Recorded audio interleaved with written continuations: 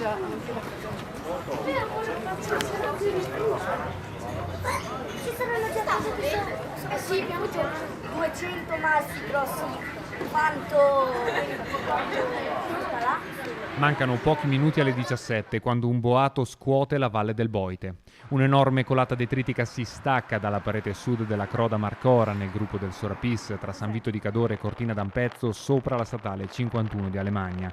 Nelle immagini che vedete che Antena 3 è riuscita a catturare proprio sul luogo del distaccamento l'enorme coltre di fumo che discende rapidamente verso i centri abitati, fortunatamente disperdendosi prima di raggiungere il fondovalle. Immediato l'intervento dei carabinieri di Cortina, Protezione Civile di San Vito e Vigili del Fuoco, quest'ultimi con il supporto dell'elicottero Drago, per verificare l'eventuale coinvolgimento di alpinisti, poiché proprio sul luogo del distaccamento passa una via ferrata, la Berti, ma fortunatamente il sopralluogo dà esito negativo. Ho sentito un forte rumore che ero in sede e all'inizio pensavo un aereo, poi ho sentito che il rumore era... Sono uscito e ho visto il polverone in cima alla Croda Marcora. La zona che insorgente a crolli è più a sud, più fuori.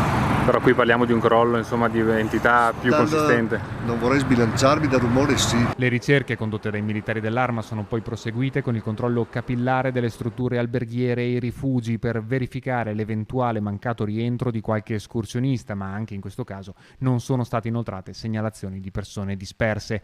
Attenzione che ora deve comunque rimanere massima per il rischio di altri potenziali distaccamenti in un'area, quella del Sorapis, tutt'altro che estranea ai cedimenti rocciosi, anche se solitamente meno importanti e spettacolari di quello avvenuto ieri.